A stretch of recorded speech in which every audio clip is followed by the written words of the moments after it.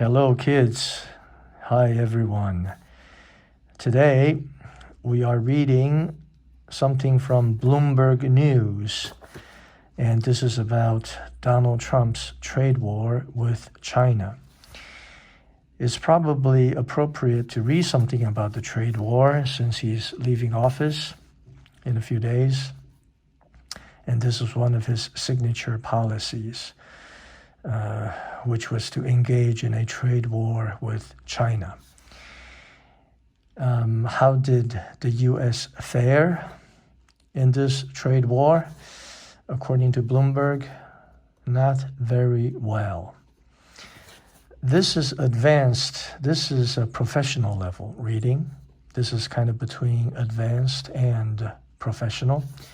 What is a little difficult about this is that there are economic relationships in there, like the consequences of tariffs, who pays for a tariff, whether it works or not. There's a lot of underlying economic background or previous knowledge that a reader should have. Otherwise, he or she probably wouldn't comprehend a lot of this. So there's quite a bit here, so I'm not going to spend too much time translating into Chinese like I did before. So here we go. How China won Trump's trade war and got Americans to foot the bill. Foot the bill 就是他是付这个账，这个 bill。这个账单是由他来支付的。U.S. President Donald Trump famously tweeted that trade wars are good and easy to win in 2018 as he began to impose tariffs on about 360 billions of imports from China. Turns out he was wrong on both counts. Even before the coronavirus infected millions of Americans and sparked the steepest economic downturn since the Great Depression, China was withstanding Trump's tariff salvos. Salvos 就是一群人围着你，就是用机关枪扫射啊，用很多武器来攻击你。中国在那个时候已经相对抵抗的这些连环攻击已经比较好了。According to the very metrics he used to justify them. 根据 Trump 应用的数据，他 waged a trade war with China. 但是根据那些同样的数据，那么他并没有达到他的目的。Once China got the virus under control, demand for medical equipment and work-from-home gear expanded its trade surplus with the U.S. despite the levies. To levy a tariff 就是去收取一个税，那么这边就是名词哈。While trade tensions between the world's two biggest economic powers didn't start under Trump, he broadened the fight with the unprecedented tariffs and the sanctions on technology companies. This tougher approach, according to the scoreboard that follows, didn't go as he planned, didn't go as he hoped. But he is leaving his successor, Joe Biden, a blueprint of what worked and what didn't. 根据后面这个，我还有编号哈，1到8个，判断到底谁赢了这个 trade war，Trump 都没有达到他的目的，但是他却给他的 successor 继任者 Joe Biden 一些 idea 有关于哪一些有用，哪一些没有用。The U.S. trade deficit grew. 贸易赤字大幅增加。Trump vowed in his 2016 election year to very quickly start reversing the U.S. goods trade surplus with China. 国际贸易市场有2种哈，商品货品贸易还有服务贸易。美国事实上对中国这个是赤字，服务贸易却是顺差。那么美国人都不管这个，他只 focus on 这个。Ignoring mainstream economists who downplay the importance of bilateral deficits. However, the deficit with China increased since then, hitting $287 billion in the 11 months to November last year, according to Chinese data. 所以它还增加了。The persistent deficit demonstrated, 我不会每一段都念哈。The persistent deficit demonstrated how reliant companies are on China's vast manufacturing capacity, which was highlighted again by the pandemic. China was the only country capable of increasing output on a big enough scale to meet surging demand for goods such as work-from-home computers and medical equipment. 全世界人还是太仰仗中国的产业链了，巨大的生产能力。所以第一个指标 trade deficit 美国没有赢，还增加了。China's export machine rolls on. Trump repeatedly said that China's accession to the World Trade Organization in 2001 caused its economy to take off like a rocket ship, a result he viewed as unfair. As it turned out, Trump's trade war with China coincided with another expansion in Chinese exports. After shrinking for 2 straight years in 2015 and 16, China's total shipments grew each year after Trump took office, including in 2019 when exports to the U.S. fell. 2019年虽然跌了，但是每年还是增加。为什么呢？因为 China is diversifying away from the U.S. market. A group of 10 Southeast Asian nations replaced the U.S. as China's second-largest trading partner in 2019. The shift to Asia is likely to continue as South Asia economies are projected to grow faster than developed countries over the next decade. 这些国家就是 ASEAN 哈，就是一个东南亚，就是那个突然那个叫什么中文忘了。所以贸易中国的出口还在持续增加，那是第二个 metrics。那么第三个 ，U.S. companies stay in China， 美国的公司也没有离开中国。Trump said that the tariffs would encourage U.S. manufacturers to move production back home, and in a 2019 tweet, he ordered them to immediately start looking for an alternative to China. But there is little evidence that any such shift is taking place. U.S. direct investments into China increased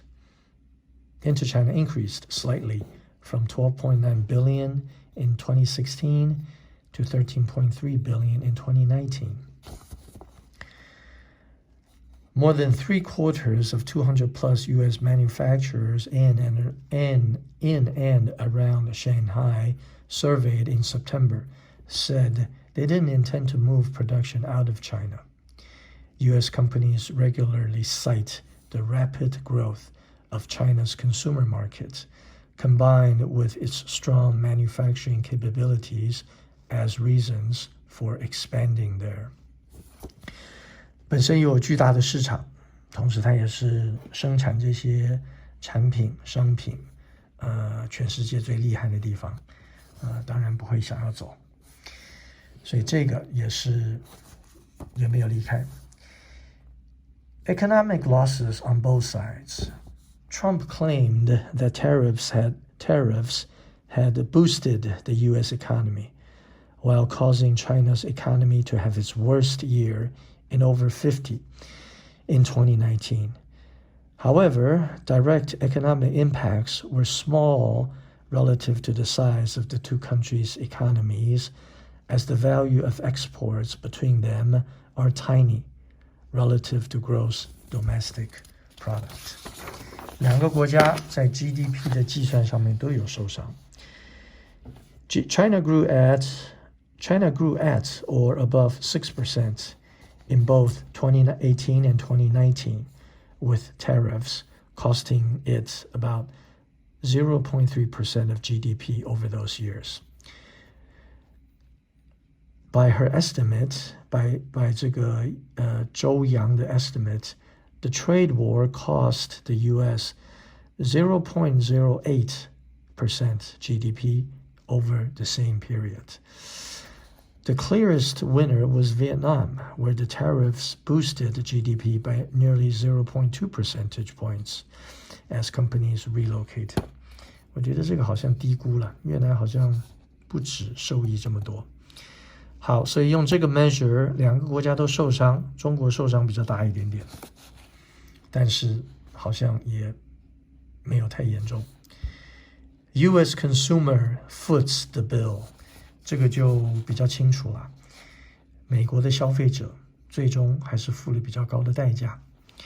Trump repeatedly claimed that China was paying for the tariffs.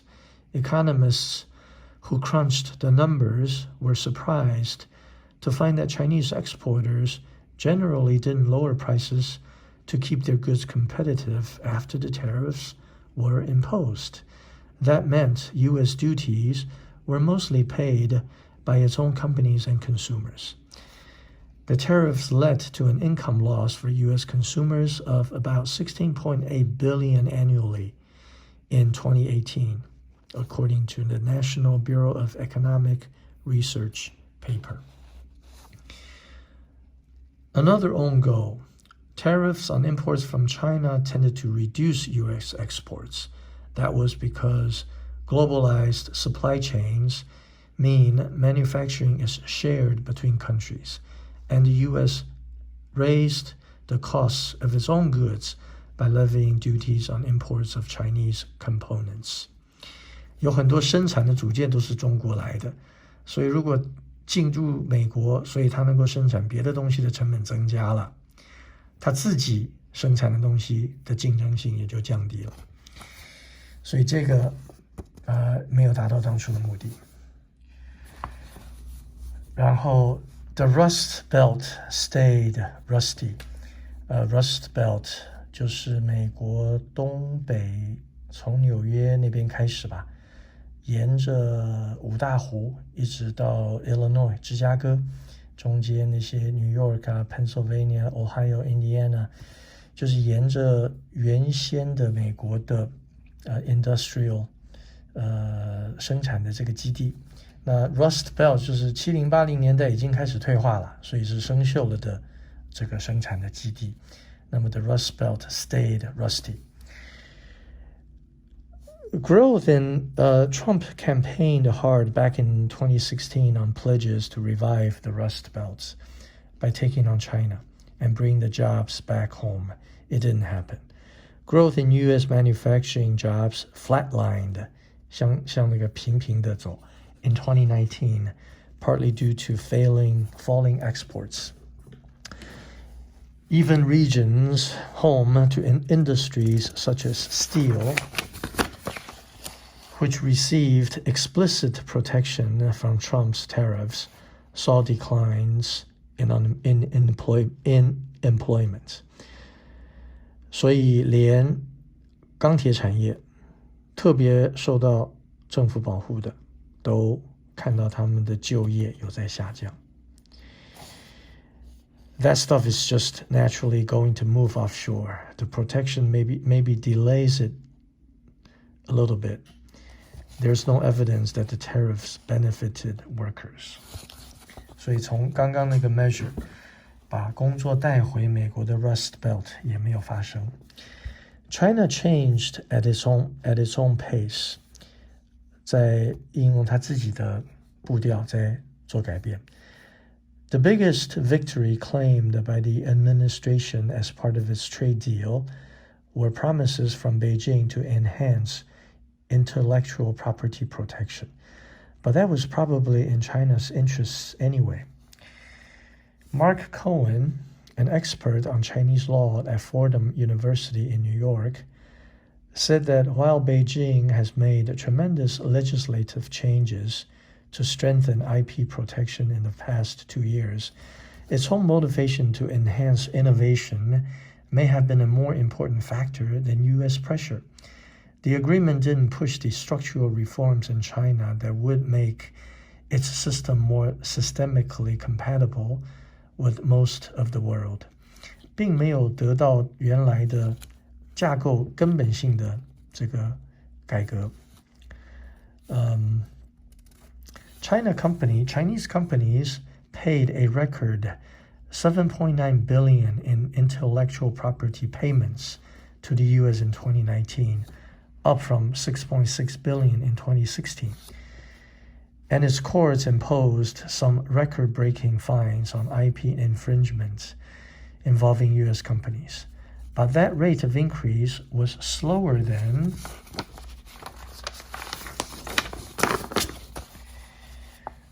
for its IP payments to the whole world, according to the World Bank data, showing that payments to the U.S. were part of a general trend. 所以中国在智慧产权的保护上面本来就已经在做改善了。那么，而且呢，据说 Washington was also not able to extract any significant commitments on reform of Chinese state-owned enterprises, which were also cited as a justification for tariffs. 他现在指的应该是第一个阶段的这个 trade deal。中国并没有答应要改革它的国有企业 SOE 国有企业 state-owned enterprises。 Trade war to tech wars， 那么这个就是你们自己看吧。从贸易战已经到了科技战了。那么 so far the impact of U.S. actions has been to accelerate Beijing's drive for technological self-sufficiency. The issue has rocketed up the Communist Party's agenda, symbolized by a statement last month that increasing strategic, scientific, and technological strength is the most important economic task. 所以当美国在打压华为，在打压中芯半导体等等的时候呢，那么中国只有被逼着去自给自足，不要再被美国断供。所以长期来看不再依赖美国，好像对美国也不会太好。所以这就是为什么 Bloomberg 在可能做了一个比较恰当的总结，就是说呢 How China won Trump's trade war。 OK， 这一篇文章算是不错的。I'll see you next time.